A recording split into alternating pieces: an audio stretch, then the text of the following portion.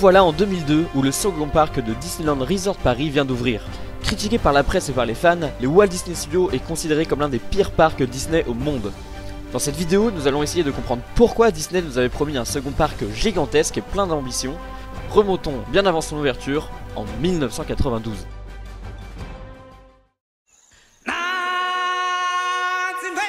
J'ai dit 1992 !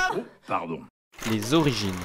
Euro Disney vient d'ouvrir et déjà dès l'ouverture, il est question d'un second parc dédié au monde du cinéma, les Disney MGM Studios Europe, dont l'ouverture était présentée pour 1995. Il était une copie presque identique du parc Disney MGM Studios, aujourd'hui nommé Disney Hollywood Studios, ouvert en 1989 à Walt Disney World Resort. Entre autres, les attractions prévues devaient être composées de Disney Studio 1, dans lequel Hollywood Boulevard pouvait passer du jour à la nuit à la volonté.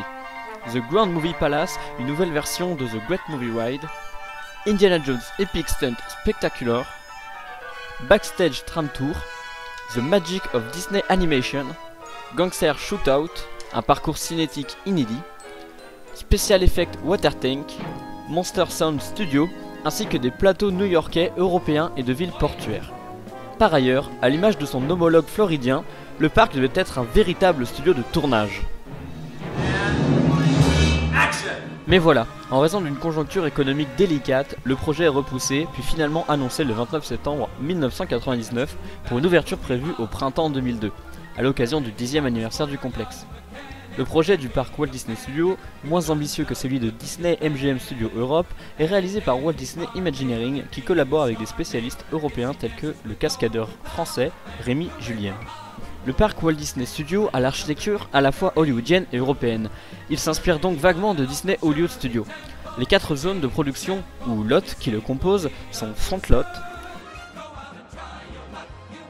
Production Courtyard, Animation Courtyard qui deviendra Toon Studio en 2007,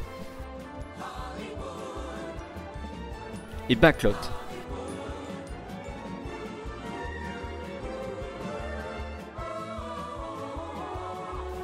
Il gravite autour de Disney Bros Plaza, au centre de laquelle est érigée la célèbre statue Partners, représentant Walt Disney et Mickey main dans la main. Et voilà, le 16 mars 2002, le plus petit parc Disney avec seulement 9 attractions ouvre ses portes au public.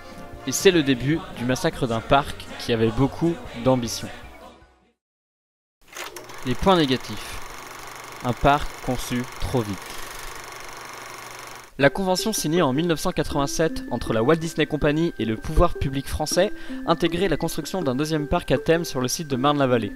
Une des clauses de celle-ci précise que si aucun nouveau parc n'était édifié pour 2002, l'État français récupérait une partie des terrains alloués à la Walt Disney Company. La société américaine devait donc absolument bâtir un deuxième parc à thème malgré ses déboires financiers. Donc Euro Disney a dû construire les Walt Disney Studios sans argent. Le manque de budget. À cause d'un énorme manque d'argent à l'ouverture, le parc était vraiment petit et comptait seulement 9 attractions. C'est vraiment très peu pour un parc à thème qui se veut surtout prolonger l'expérience du visiteur. Le manque de décors fut aussi très critiqué entre des décors d'un Hollywood pour des spectacles et des hangars pour contenir des attractions. Peu d'exclusivité à l'ouverture. Suite au manque de budget, Walt Disney Imagineering n'a pas pu réellement imaginer de nouvelles attractions. Rock'n'Roller Coaster avec Aerosmith ou encore notre studio Tram Tour sont des copies du parc Hollywood Studios à Walt Disney World. Les tapis volants d'Aladin, qui devaient se situer à la base à Adventureland mais ajoutés au dernier moment au studio pour combler le manque d'attractions pour les enfants, est une simple attraction utilisant la même technologie que Dumbo. Beaucoup d'idées pas abouties. Les concepts de base nous promettaient des attractions à la fois exclusives et nouvelles pour les parcs Disney. Ainsi, nous aurions dû avoir Soaring, une version similaire des parcs américains sortie en 2001. L'attraction Buzz Lightyear Laser Blast devait être située à l'origine dans le parc Walt Disney Studios. Le célèbre spectacle The Lion King devait être représenté dans une salle dédiée. Une attraction basée sur le son dans le cinéma devait être développée mais n'a jamais vu le jour. Des exclusivités sorties du thème. Pour augmenter le nombre d'attractions, Disneyland Paris a dû augmenter la capacité des studios et créer de nouvelles zones pour accueillir de nouvelles attractions. La zone Toonland, inaugurée en 2007, vit de nombreuses attractions sortir de terre, mais avec une thématisation très éloignée du concept de base, le cinéma. Les points positifs. Une construction appréhendée. Lors de la conception du parc, beaucoup de projets étaient prévus mais impossibles à construire dû au manque d'argent. Mais pendant la construction, l'attraction phare du Walt Disney Studios, The Hollywood Tower Hotel, n'a ouvert qu'en 2007, mais déjà, les fondations avaient déjà été construites. Des exclusivités. Lors de l'extension du parc, les nouvelles attractions étaient des exclusivités à notre resort que d'autres parcs ne possédaient pas. Crush Coaster, Toy Story Playland ou encore Ratatouille, nous seuls avaient ces attractions qui faisaient rêver nos voisins américains. Maintenant, bon nombre de ces attractions se retrouvent dupliquées aux États-Unis.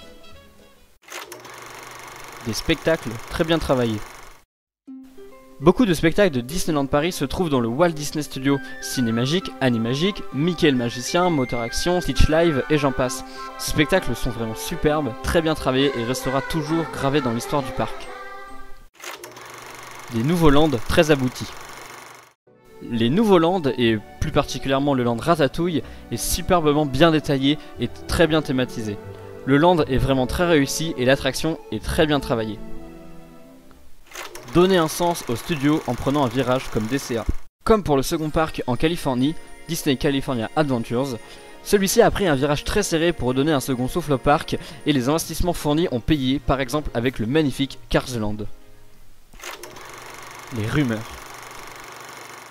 D'après les rumeurs, et je précise que ce sont des rumeurs, le parc va redonner un second souffle, quitte à laisser le côté cinéma, déjà bien délaissé, avec un côté Pixar pour la zone de droite et un côté Marvel pour la zone de gauche.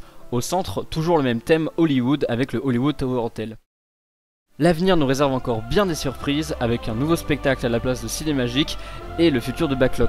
Voilà, je sais qu'il y a beaucoup à dire dans l'univers Disney, n'hésite pas à nous laisser un commentaire si tu as des arguments en plus à nous faire partager. Moi je vous remercie d'avoir regardé cette vidéo et je vous dis à la prochaine sur la chaîne, salut!